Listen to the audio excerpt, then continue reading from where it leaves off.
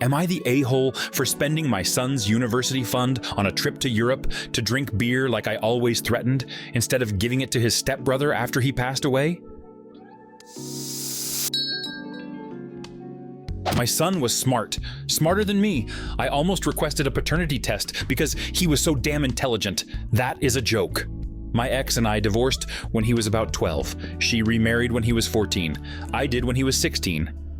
I had an RESP set up for him. That's an education fund in Canada.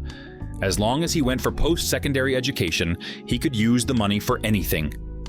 I always told him that I was okay with him not going to university. That way, I could use the money I had saved up for him to go to Belgium and buy some beer from Monks that only allow you to buy one case. He knew I was joking, and he always played along. He wouldn't let me get his goat.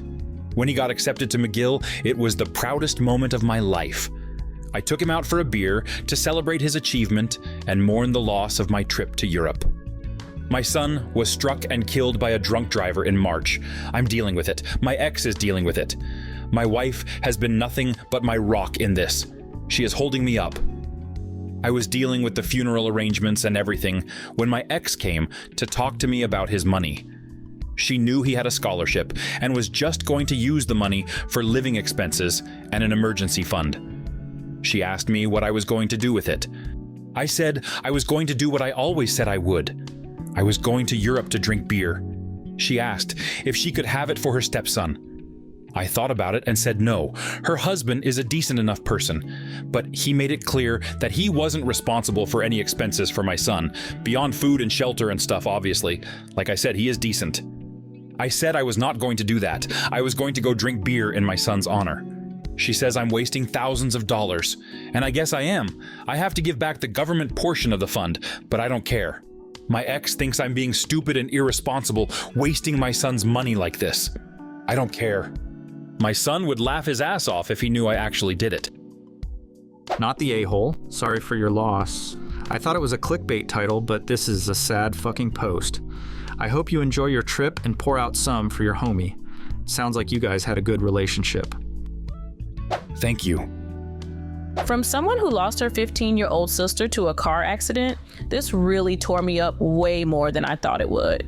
She was killed a month after her 15th birthday and had just been accepted to a private high school with a full ride scholarship she had been trying for.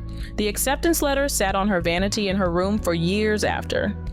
You are not the a-hole, if anything, far from it. The ex-wife even asking is a huge one.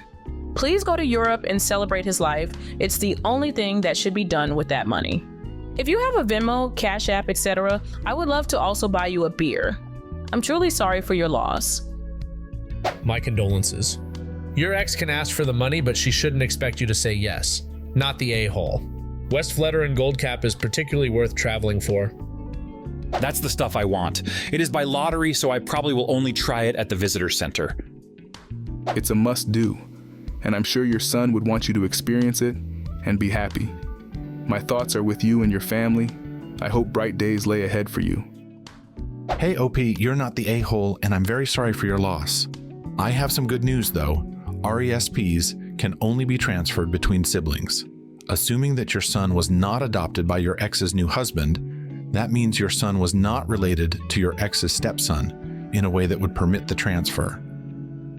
Came to say the same thing. It isn't transferable to step-siblings, so the entire argument is pointless drama.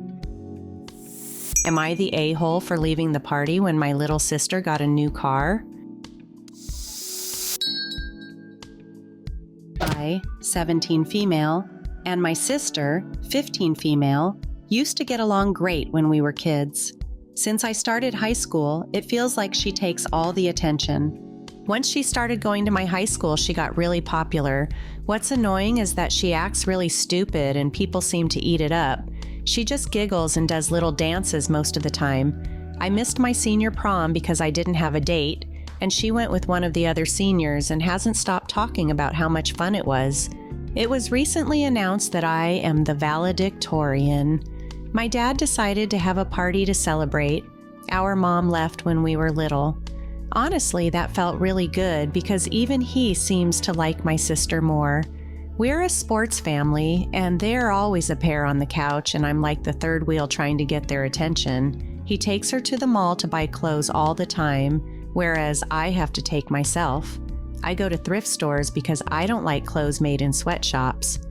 She has her learner's permit and soon will be 16 and get her driver's license.